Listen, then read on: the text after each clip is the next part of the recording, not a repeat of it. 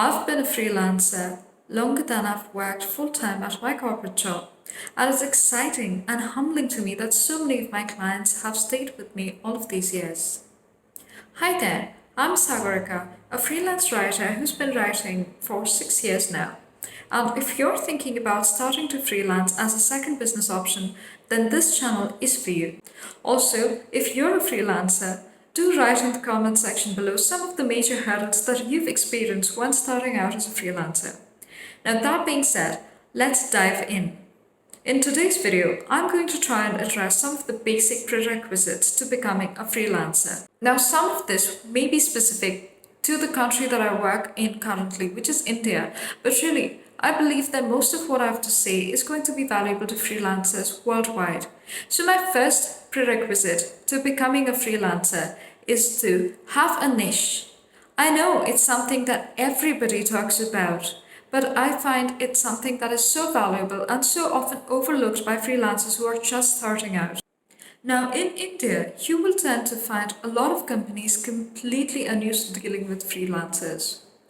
Most of them think of all outside vendors as a full service agency. They also try to squeeze out what they believe is their money's worth. Now, you might think that it's completely fine and that you'll learn something new on the go, but the truth is that you'll end up spending way more hours trying to convince the client on the secondary front than you'd originally meant to do.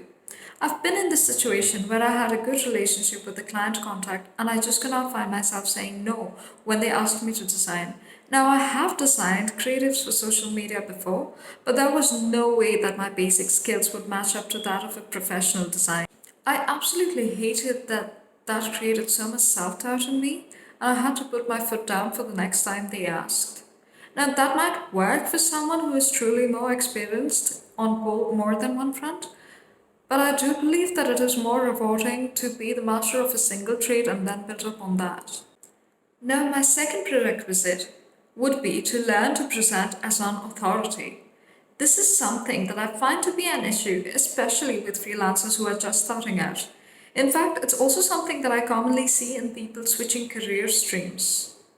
Nothing that we ever learn is truly lost, so remember that. If you've spent 4 years as a software developer and are switching to client servicing, you still know so much about how an organization works.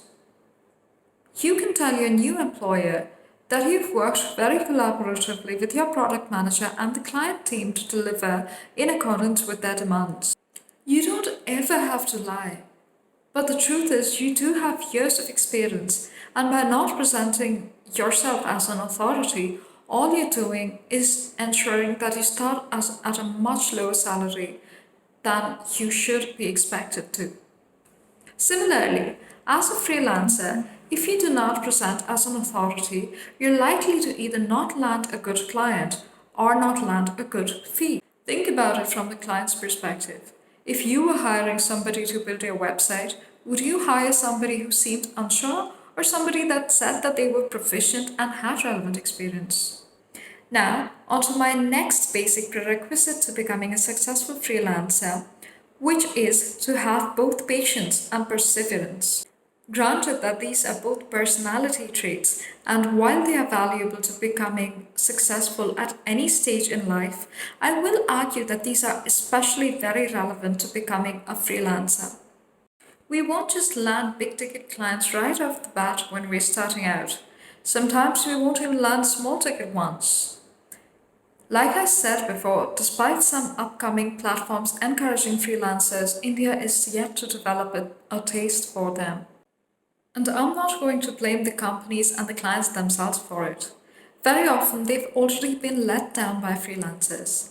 Sometimes we've compromised on deadlines. Sometimes we've misunderstood the client requirements. And other times we've just been a little bit not up to the mark. I'm not going to get into counter arguments where the client has also messed up, because I hope that this channel inspires us to be better and not belligerent. What I'm trying to say is sometimes we just won't get the clients that we want. This would be a good time to hone our skills, get a couple of low-paying clients if possible, take on free projects, and build a portfolio.